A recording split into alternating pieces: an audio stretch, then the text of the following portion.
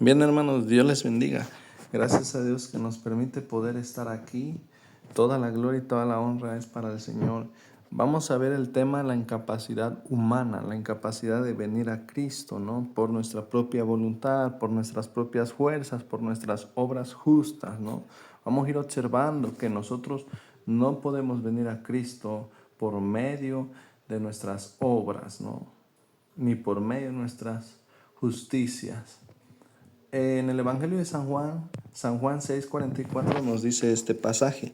Dice, ninguno puede venir a mí si el Padre que me envió no le trajere, y yo le resucitaré en el día postrero, ¿no? Vamos a orar, que sea el Señor ayudándonos. Te damos gracias, Señor. Gracias porque permites poder escuchar tu palabra. Toda la gloria y toda la honra es para usted. Bendiga a cada uno de mis hermanos y hermanas, Señor. Que esta enseñanza sea de bendición para cada uno de los que estamos escuchando, observando y meditando la palabra de Dios. Gracias, Señor. Amén.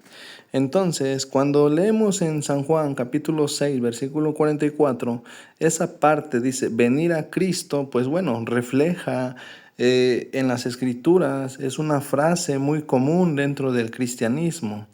Pero en verdad, ¿qué quiere decir venir a Cristo? Bueno, se refiere al abandono de inmediato de nuestros pecados y de nuestra propia justicia. Entonces, cuando nosotros nos pregunten qué significa venir a Cristo, inmediatamente nosotros vamos a responder que se refiere al abandono de inmediato de nuestros pecados y de nuestra propia justicia, ¿no? Ahí vamos a ir observando acerca de cómo el creyente, si no puede venir a Cristo, ¿por qué? Esa es la pregunta. ¿Por qué no podemos venir a Cristo? Bueno, el venir a Cristo, sí, bien, entonces se refiere al abandono de inmediato de nuestros pecados y de nuestra propia justicia. Eso es venir a Cristo. Es abandonar el pecado y abandonar nuestra propia justicia. Entonces, muchas veces piensan las personas que la salvación es por medio de obras, que la salvación es por medio de nuestras obras justas que nosotros hagamos. Algunos dicen, bueno, yo estoy más cerca de Dios, ¿no?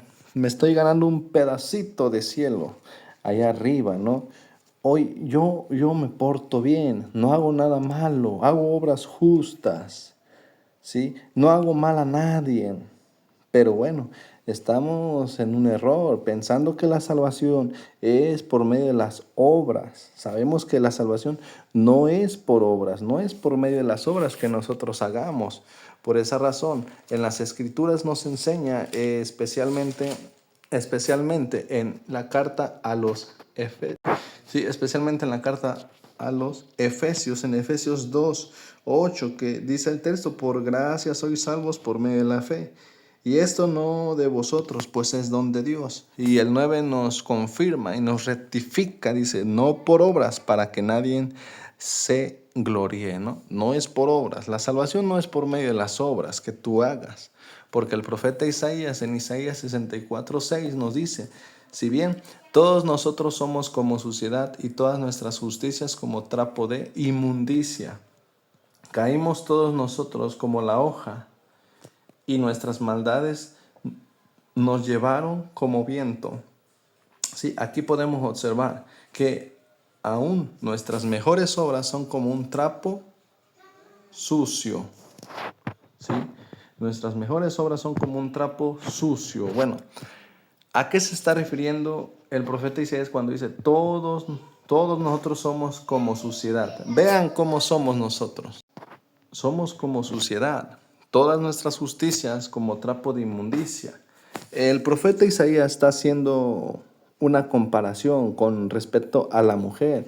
En este tiempo, en el tiempo que el profeta Isaías está hablando, este pasaje está predicando, enseñando que las obras de cada persona son inmundicias, ¿sí? Y somos como suciedad. En ese tiempo en que el profeta está hablando, hace un reflejo, una comparación con respecto a la mujer. La mujer cuando llega sus días, ¿no?, menstruales, sangra, ¿no? Y ocupan una toalla femenina.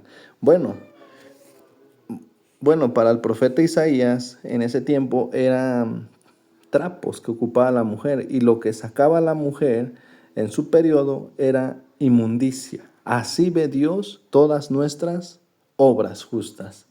Nuestras obras que nosotros hagamos sin Cristo las ve inmundes, contaminadas, manchadas, sucias.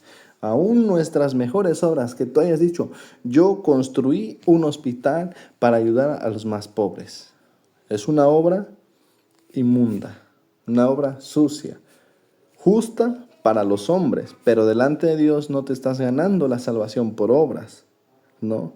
Entonces, el que no quiera venir a Cristo, haga lo que haga y crea lo que crea, está todavía, como dice en Hechos 8:23, porque en hiel de amargura y en prisión de maldad veo que estás. Así le dijo al Simón el mago, el apóstol Pedro.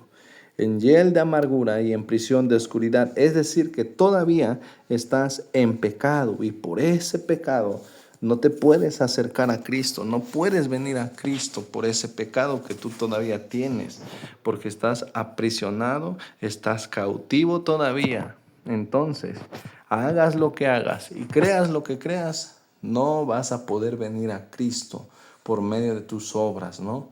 Por eso en el Evangelio de San Juan nos recalca que ninguno puede venir a mí al menos que el Padre lo traiga. Y yo le voy a resucitar en el día postrero. ¿Sí? Entonces, es decir, que cuando alguien no viene a Cristo, el pecado pues lo tiene cautivo, lo tiene dominado, está en prisión de maldad, como el personaje Simón el Mago. Ahora, vemos algo importante, la obra del Espíritu Santo. Algunos han negado al Espíritu Santo que es una persona, ¿sí? Es una persona porque posee personalidad, tiene conocimiento, tiene voluntad, ¿sí? Tiene intelecto, ¿sí? Es una persona. Por eso él piensa, se siente, se contriste, tiene voluntad, es decir, toma decisiones, ¿no? Pero esta es la obra que hace el Espíritu Santo. Por ejemplo, en el Evangelio de San Juan 6, 16, 8, nos enseña cuál es la obra del Espíritu. Esta es la obra del Espíritu Santo. Esta es la obra. Por eso Jesús recalcó, es necesario que yo me vaya. ¿Sí? Por esa razón en San Juan 14:16 nos enseña, y yo rogaré al Padre y os dará otro consolador para que esté con vosotros para siempre. Dice nuestro Señor que Él iba a rogar al Padre, ¿no? Para que envíe otro consolador para que esté con nosotros. Dice el 17, San Juan 14:17, el Espíritu de verdad, el cual el mundo no puede recibir porque no le ve ni le conoce, pero vosotros le conocéis porque mora con vosotros y estará en vosotros, ¿no? Él dice que no nos iba a dejar huérfanos, ¿no? Iba a enviar el consolador, el cual vino en el día de Pentecostés. Y vemos cómo hace la obra del Espíritu Santo en la vida del creyente, en la vida de la persona, ¿sí? Como la persona está cautiva, ¿sí? La tiene dominada el pecado, ¿no? No puede venir a Cristo al menos que el Padre lo traiga. La salvación en Cristo actúa de la siguiente manera. Vean, dicen en los textos, ¿no? El Padre es el que trae. El Padre es el que trae a la persona, a Cristo, ¿no? Dice, ni no pueden venir a mí si el Padre no les trajere. El Padre los trae a Cristo.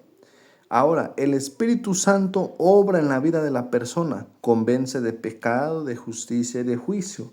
Y Cristo nos imparte vida. A nuestro espíritu muerto nos da vida. Ahí está la Trinidad, ¿sí? Y la obra del Espíritu Santo nos enseña. Por eso Jesús tenía que regresar para que el Consolador viniera. En el Evangelio de San Juan 16:7 dice, pero yo os digo la verdad, os conviene que yo me vaya, porque si no me fuera, el Consolador no vendría a vosotros, mas si me fuera, os lo enviaré. ¿Sí? Ahí podemos observar que Jesús está hablando de su ascensión, de su resurrección, que Él va a resucitar.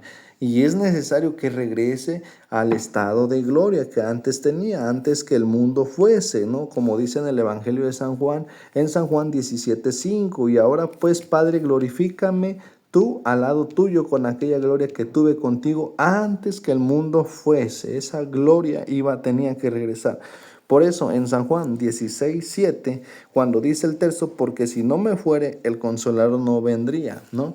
Ahí podemos ver claramente que existe el Espíritu Santo con este título, el Consolador, ¿no? Muchas veces dicen, no, Jesús subió al cielo y se manifestó ahora en Espíritu Santo. Ese es un error. Esa es una enseñanza de los unicitarios, o también conocidos como los de un solo Jesús. Aquí podemos observar, el texto es claro: si no me fuere, no va a venir el Consolador. Es decir, en ese tiempo en el que está hablando nuestro Señor Jesús, el Consolador, el Espíritu Santo, ya estaba estaba ahí arriba, ¿no?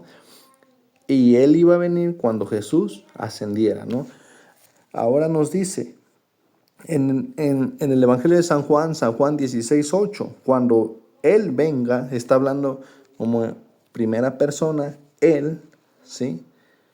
Está hablando Él, o sea, una persona, alguien que existe, alguien que es real, ¿no? Porque el Espíritu Santo no es una energía eléctrica, es alguien que existe y que forma parte de la Trinidad, y que Él actúa en la creación, ¿sí? Él actúa en la creación, es un ser que tomó decisiones, que ahorita es el que nos guía, el que nos enseña, el que nos instruye en la iglesia del Señor, ¿sí? Entonces, cuando Él venga, dice, convencerá al mundo de pecado, de justicia y de juicio, ¿no?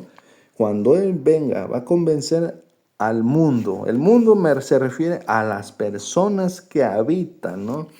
Esas personas van a ser convencidas de su pecado, ¿sí? De su naturaleza pecaminosa, van a ser convencidos. Por eso dice el texto en el versículo 9, de pecado. ¿Por qué me va a convencer de pecado? Por cuanto no creen en mí, dice el versículo. ¿Sí?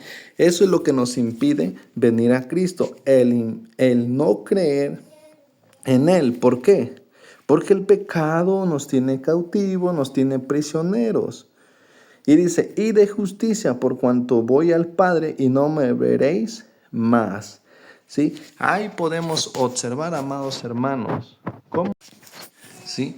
Cuando dice en el Evangelio de San Juan, en San Juan 16:9, ¿no? Y en el versículo 10 especialmente, de justicia, de juicio, de pecado, de justicia y de juicio. Sí, cuando nos enseña este texto, amados hermanos, ¿no? En el Evangelio de San Juan, capítulo 16, versículo 10, de justicia, por cuanto voy al Padre y no me veréis más. Cuando nos enseña de esa forma que el Espíritu Santo nos va a convencer de justicia, ¿a qué se refiere? De pecado, por cuanto yo no creo en Cristo, me va a convencer de mi pecado, de lo que yo estoy cometiendo, para que yo crea a Cristo, ¿sí? Crea a Cristo, ¿sí? De justicia, ¿a qué se refiere? ¿A qué justicia?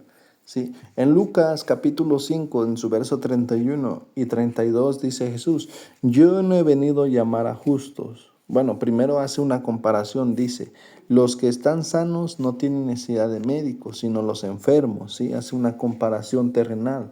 Y dice, yo no he venido a llamar a justos, ¿sí? ¿Quién es una persona justa? Aquella persona que no tiene necesidad de un Salvador, aquella persona que no tiene necesidad de Cristo, ¿no? Aquella persona que no quiere venir a Cristo. Esa es una persona justa que en su justicia propia piensa y siente y cree más que nada que está bien delante de Dios, está aprobado delante de Dios, ¿sí? Está aprobado con las obras que Él hace o que ella hace, cuando dice, bueno, yo no hago obras malas, yo hago obras justas, ayuda a los buenos, ayuda a los pobres, ¿sí? Doy despensas, etcétera, ¿no? Tú apoyas, tú haces obras, pero vimos por medio de la palabra que el profeta Isaías dice que esas obras las ve como obras de inmundicia, trapos de inmundicia, ¿no? Y lo que hace el Espíritu Santo es venir a convencernos de eso. Por eso en Isaías 50, versículo 21, es el Salmo 50, versículo 21, nos dice: estas cosas hiciste y yo he callado. Pensabas, de cierto sería yo como tú, pero te reprenderé y las pondré delante de tus ojos. Te reprenderé, ¿sí? Y las pondré delante de tus ojos. Dice el Señor: estas cosas hiciste y yo he callado. Dios calla, ¿sí? Todo lo que nosotros hacemos, Él calla, no dice nada, porque el hombre piensa, dice: pensabas, de cierto sería yo como tú. Tú pensabas que yo soy como tú, que yo estoy aceptando las cosas que tú haces. No, pero no, dice el texto: pero te reprenderé y las pondré delante de tus ojos. Es decir, nos va a juzgar, ¿sí? Nos va a juzgar. Entonces, el Espíritu Santo nos va a convencer de justicia. Esa justicia que nosotros tenemos en nosotros mismos, pensando que estamos agradando a Dios, pensando que como nosotros vivimos en este mundo, ¿sí? Porque yo he escuchado a personas cuando a veces hemos salido, no a veces, bueno, cuando salimos a evangelizar para la gloria del Señor, predicar a Cristo, luego hay personas que dicen: pero pues si yo no hago nada malo, yo soy bueno, no tomo, no fumo, no engaño a mi esposa, ¿sí? Soy buena persona. Pero bueno, la Escritura nos enseña que, como está escrito en la palabra de Dios, que no hay justo ni aun uno, dice. Pues no hay quien entienda, no hay quien busque a Dios, todos se desviaron, unas se hicieron inútiles, no hay quien haga lo bueno, no hay ni siquiera uno, ¿sí? Es decir, que no hay temor de parte de Dios delante de las personas, delante de sus ojos, ¿sí? Por esa razón, el Espíritu Santo nos va a convencer de esa justicia propia que nosotros tenemos. Nos va a convencer que conforme nosotros estamos viviendo, no está bien de esa forma. ¿Por qué? Porque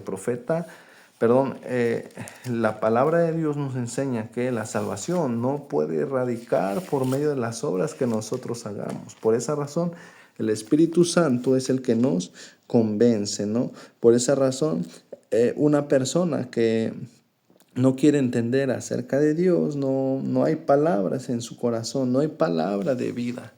Y es ahí donde viene el Espíritu Santo a convencernos, ¿sí? A convencernos. El propósito del Espíritu Santo no es condenar, sino convencer acerca de la necesidad de un Salvador, ¿sí? Acerca de la necesidad de un Salvador. Por eso en San Juan 16:10 nos va a convencer de justicia, por cuanto voy al Padre y no me veréis más, ¿sí? Y en el versículo 11, ¿sí? En el Evangelio, San Juan 16:11, y de juicio por cuanto el príncipe de este mundo ya ha sido juzgado. Es decir, ya el enemigo ya está sentenciado, él ya su destino y su morada y su lugar eterno donde va a pasar es el lago que arde con fuego y azufre, ¿no? Ahí es donde va a ser atormentado, va a aparecer, ahí va a estar. Por esa razón, nosotros debemos buscar de nuestro Señor Jesús, ya que su destino final del diablo, Satanás, es el lago que arde con fuego y azufre y le queda poco tiempo. Por eso también lo que hace Satanás, lo que hace el enemigo es cegar el entendimiento de las personas para que no les resplandezca la luz del Evangelio. Por esa razón dice en 2 de Corintios capítulo 4, versículo 4, en los cuales el Dios de este siglo cegó el entendimiento de los incrédulos para que no les resplandezca la luz del Evangelio de la gloria de Cristo, el cual es la imagen de Dios, ¿sí? Su función del enemigo es convencernos a nosotros y tratar de que nosotros no creamos al juicio venidero que va a venir sobre todas aquellas personas incrédulas. Va a cegar el entendimiento de las personas para que no les resplandezca la luz del Evangelio de la gloria de Cristo, ¿sí? Para que el Evangelio nos resplandezca en nosotros, lo que va a hacer el enemigo es cegarnos el entendimiento. ¿sí? Pero la obra del Espíritu Santo es convencernos que hay un juicio. Bueno, tú eres pecador.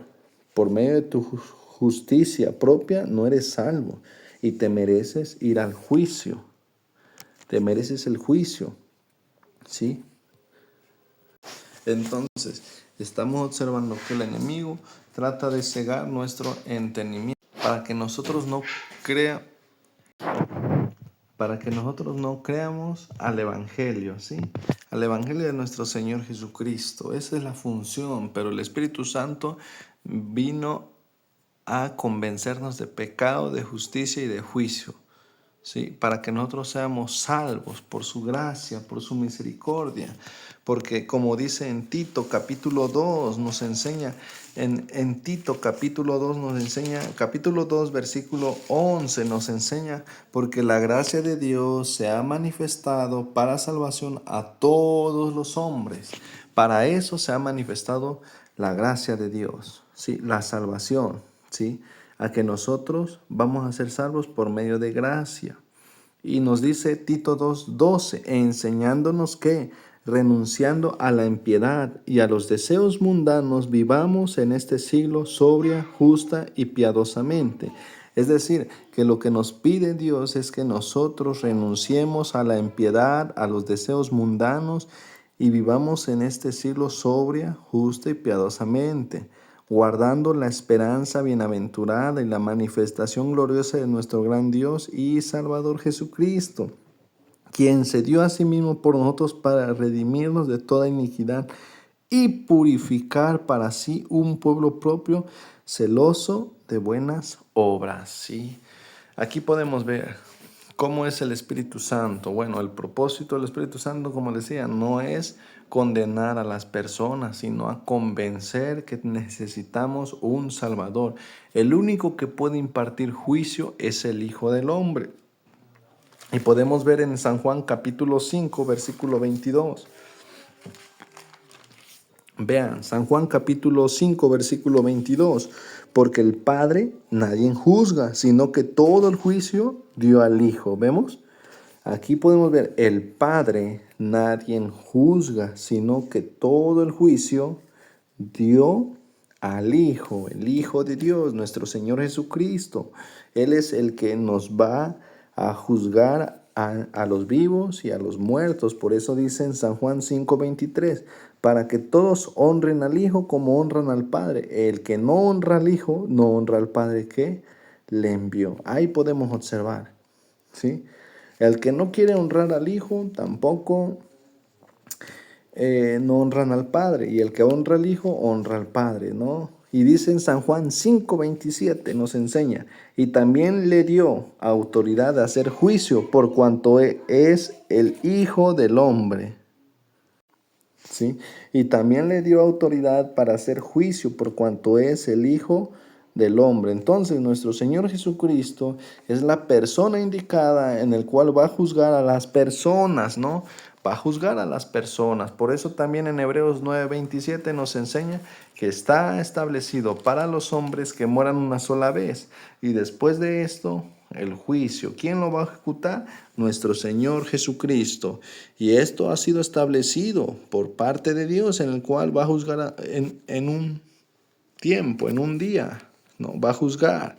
Y vemos en Hechos 17:30, cuando el apóstol Pablo estaba en Atenas, les exhorta, ya que él les había predicado acerca de Cristo, ¿no? Ya que ellos tenían muchísimos dioses que honraban, ¿no? Que honraban, que adoraban. Y podemos ver en Hechos 17:30 que nos enseña, pero Dios, habiendo pasado por alto los tiempos de esta ignorancia, ahora manda a todos los hombres y en todo lugar que se arrepientan. Vean, Dios manda que nos arrepintamos de nuestros pecados en todo lugar, ¿sí? En todo lugar. 31, por cuanto ha establecido un día en el cual juzgará el mundo con justicia por aquel varón a quien designó, dando fe a todos con haberle levantado de los muertos. Pregunta, ¿quién estableció ese día? Dios. Dios el Padre estableció ese día. ¿Quién va a juzgar? el Hijo, porque dice en Hechos 17:31, por cuanto ha establecido un día en el cual juzgará al mundo con justicia por aquel varón a quien designó, dando fe a todos con haberle levantado de los muertos. ¿Sí? Ahí podemos observar. ¿Quién se levantó de los muertos? Nuestro Señor Jesucristo. Él es el que va a juzgar a los vivos y a los muertos. Él es el que va a juzgar a todos. Por eso nos manda que nos arrepintamos ya de una vez. Dejemos el pecado y vivamos delante de Dios, porque el pecado es lo que no nos permite creer a la palabra. Sí, también dice en 2 de Timoteo 4:1, te encarezco delante de Dios y del Señor Jesucristo, que juzgará a los vivos y a los muertos en su manifestación y en su reino. Él va a juzgar a los vivos y a los muertos. Entonces, estamos viendo que nuestro Señor Jesús es el que va a juzgar. Él es el que va a impartir juicio. Ahora vamos a ver la incapacidad del hombre. ¿Por qué el hombre no puede venir a Cristo?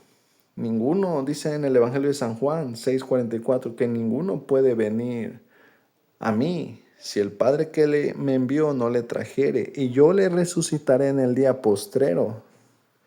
Entonces, una pregunta, hermanos, ¿en dónde radica la incapacidad de venir a Cristo? ¿En dónde radica? ¿Alguien sabe? ¿Será porque no tengo dinero, por eso no puedo venir a Cristo? ¿Será porque está muy lejos el lugar donde se habla de Cristo? ¿Por qué será? Punto número 1. ¿Es un defecto físico el no venir a Cristo? Muchos piensan que a veces no podemos ir a Cristo porque no, es que no puedo caminar, es que estoy enfermo, no me puedo exponer tanto al sol o al frío. ¿Será un defecto físico el no querer venir a Cristo? ¿O qué será? ¿Dónde radica el mal? ¿Dónde radica la incapacidad de venir a Cristo? Vamos a ver. Pues para explicarles, amados hermanos, no se deriva de ningún defecto físico. El hombre tiene todo el poder corporal que se necesita. Sí, tiene todo el poder corporal. Tenemos un ejemplo del paralítico. Cuando Jesús estaba en Capernaum, ¿no? Algunos días estuvo ahí y se oyó pues que él estaba en una casa y se juntaron muchas personas, ¿no?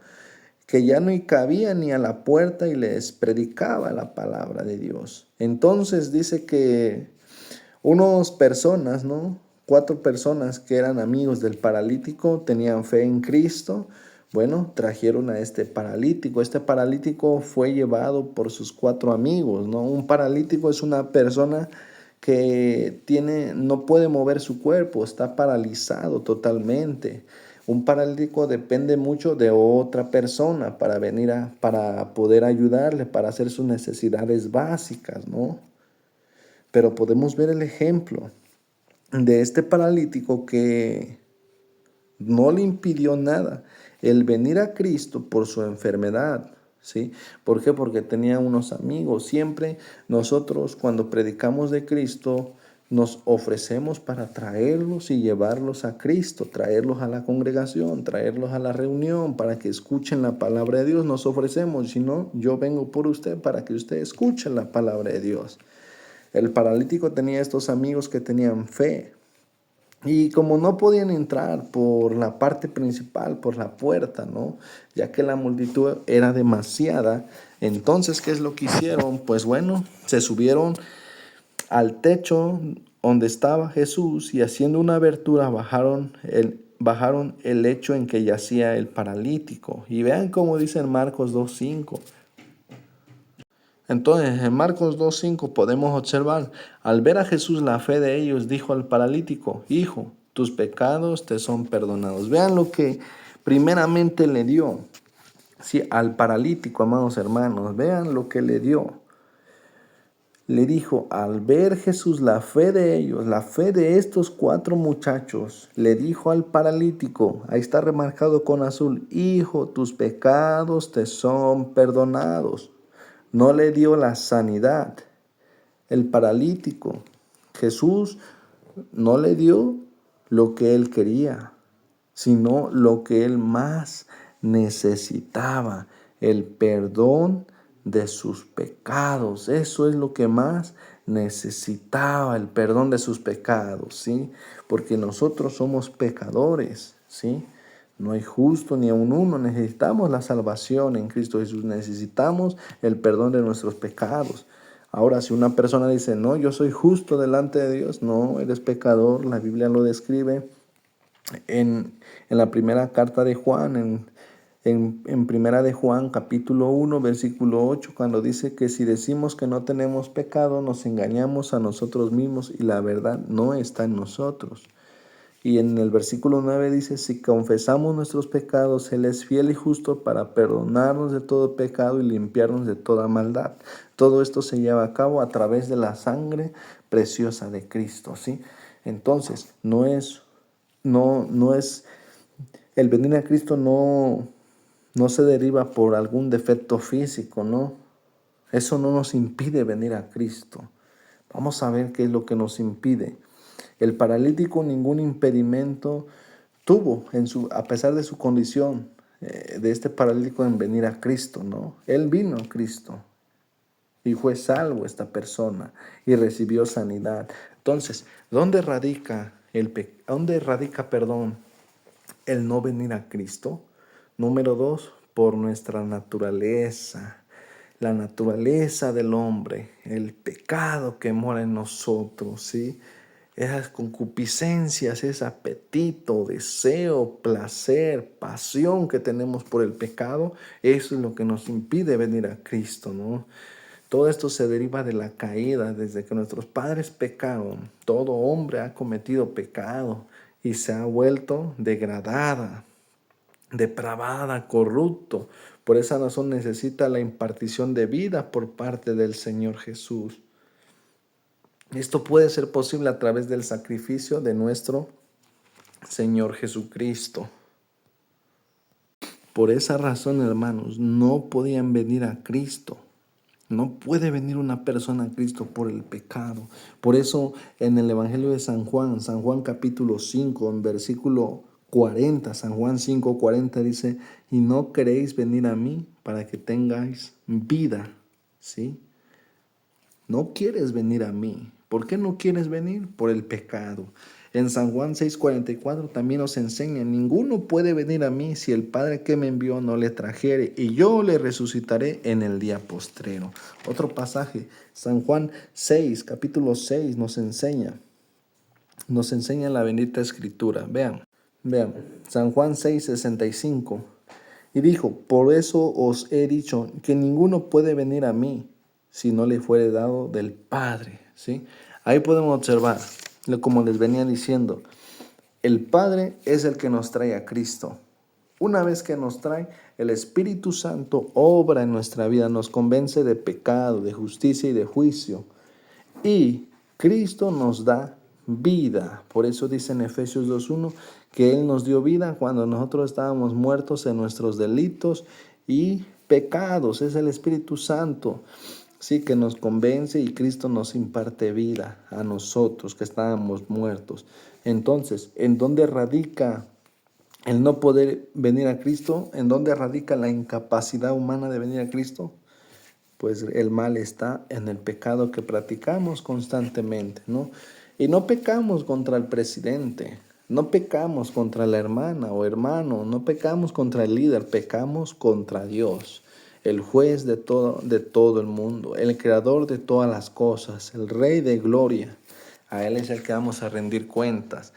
Sí, por esa razón en eso radica la incapacidad de venir a Cristo. Por eso el Espíritu Santo tuvo que venir, ¿sí?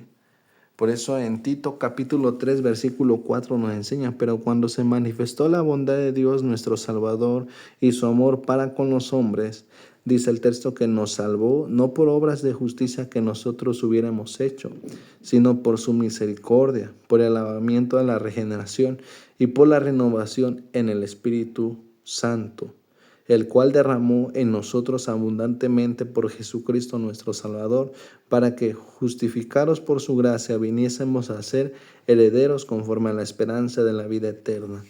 Palabra fiel es esta, amados hermanos. El Espíritu Santo es el que nos regeneró, nos lavó, nos limpió, ¿sí? Cristo es el que nos imparte vida. Por eso el Padre nos trae, el Espíritu Santo obra en nosotros y Cristo nos imparte vida. ¿Sí? Así que hermanos, sigamos adelante esforzándonos. Toda la gloria es para nuestro Señor Jesús. Sí, en esto radica. El tema fue la incapacidad del hombre de venir a Cristo. ¿Dónde está el mal? En el pecado. Por eso no queremos venir a Cristo. Por eso no queremos vivir una vida que agrade a Dios. ¿Por qué? Porque tenemos el pecado, ¿sí? Y por medio de Cristo, por medio de la sangre que derramó Cristo, podemos borrar. Él borra todo pecado, toda iniquidad que hay en nosotros. Él borra toda iniquidad. Por esa razón nos enseña en el Evangelio, en la primera carta de Juan, que Él es la propiciación por nuestros pecados. Y no solamente por los nuestros, sino también por los de todo el mundo. Vamos a orar. Gracias, Señor, por esta breve enseñanza. Toda la gloria es para usted. Ayúdanos a seguir perseverando, Señor. Ayúdanos a que nosotros sigamos haciendo lo que me dice tu palabra. Tu palabra es verdadera. Tú nos dejaste la Escritura para que nosotros vayamos creciendo en gracia y en conocimiento. Por esa razón nos enseña tu palabra. Por esa razón nos enseña tu palabra que seamos llenos de tu conocimiento, de tu sabiduría, de tu inteligencia, para que andemos como es digno delante del Señor, agradándole en todo, llevando fruto en toda buena obra y creciendo en el conocimiento de Dios. Bendiga a cada persona y a cada hermano. Gracias, Señor. Amén. Amén y amén.